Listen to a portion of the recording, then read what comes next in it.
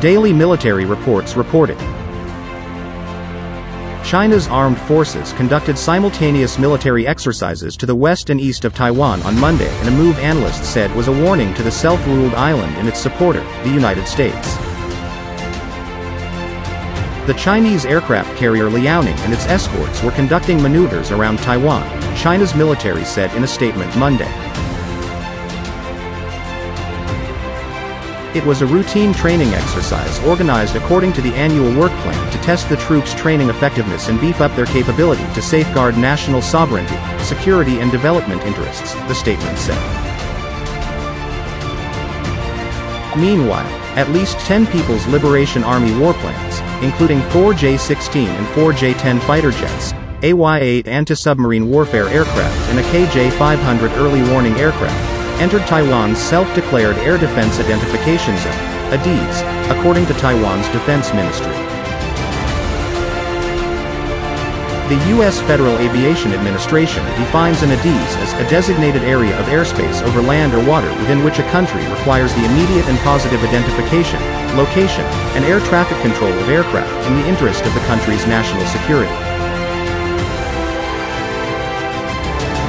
Taiwan's defense ministry said it had a full grasp of the situation and was appropriately handling the matter, Reuters reported. Beijing claims full sovereignty over Taiwan, a democracy of almost 24 million people located off the southeastern coast of mainland China, even though the two sides have been governed separately for more than 7 decades. Chinese President Xi Jinping has vowed that Beijing will never allow the island to become formally independent and has refused to rule out the use of force, if necessary, to take the island back. Tensions over Taiwan have been heating up in recent months as Taipei has garnered support from the U.S. in the form of new military hardware, an agreement between the U.S. and Taiwanese Coast Guards, and strong statements of support from the administration of U.S. President Joe Biden. "We are committed to deepening ties with Taiwan," U.S. State Department spokesperson Ned Price said last week.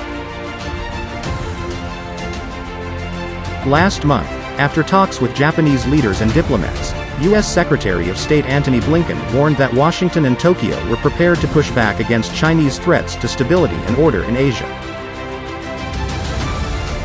China uses coercion and aggression to systemically erode autonomy in Hong Kong, undercut democracy in Taiwan, abuse human rights in Xinjiang and Tibet, and assert maritime claims in the South China Sea that violate international law, Blinken said. "We will push back if necessary when China uses coercion or aggression to get its way." A warning from Beijing. China's maneuvers Monday demonstrated its military superiority over Taiwan, Shi Hong, executive chief editor of Chinese magazine Shipborne Weapons, said in a Global Times report. The exercise showed that the PLA, People's Liberation Army, is capable of surrounding the island of Taiwan, isolating its troops and leaving them nowhere to run and no chance to win if circumstances arise, she said. The exercises also sent a message to both the U.S. and Japan, she added. Since any U.S. and Japanese military interventions would likely come from the East, China, by exercising its carrier group there, demonstrated it could cut off that help, she said. Western analysts said China did not demonstrate any new capabilities in Monday's exercises.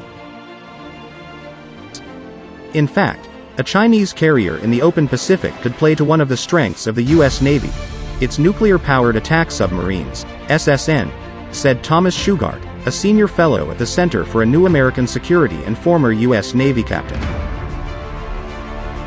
A Chinese carrier operating east of Taiwan is not particularly valuable being used like that, as it could be quite vulnerable operating that far out, in SSN-infested deep water and beyond China's integrated air defense, SAM umbrella, Shugart said.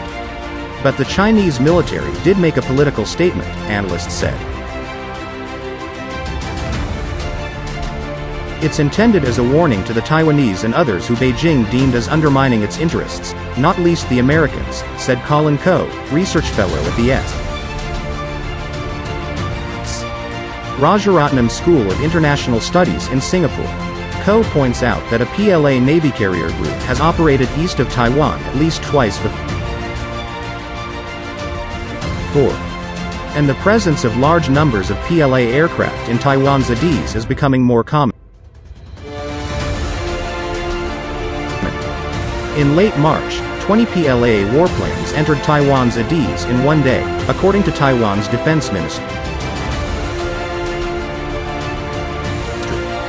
It's the highest number since last year, when Taiwan began disclosing almost daily flights by Chinese aircraft into its airspace.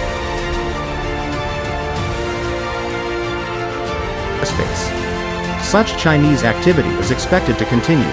The PLA said in its statement that carrier operations such as the one staged Monday would occur on a regular basis. While the Chinese carrier was conducting exercises off Taiwan, a U.S. Navy aircraft carrier strike group was carrying out its own operations in the South China Sea.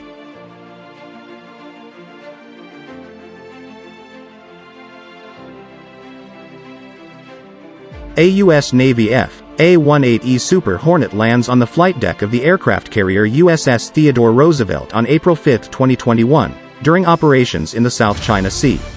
It is great to be back in the South China Sea to reassure our allies and partners that we remain committed to freedom of the seas, Rear ADM. Doug Verissimo, Commander, Carrier Strike Group 9, said in a statement. While in the South China Sea, the strike group will conduct fixed and rotary wing flight operations, maritime strike exercises, anti-submarine operations, coordinated tactical training, and more, the 7th Fleet statement said. Beijing claims almost all of the 1.3 million square mile South China Sea as its sovereign territory and in recent years has built up military fortifications on several islands. It says the presence of foreign military forces like the U.S. aircraft carrier strike group are fomenting tensions in the region.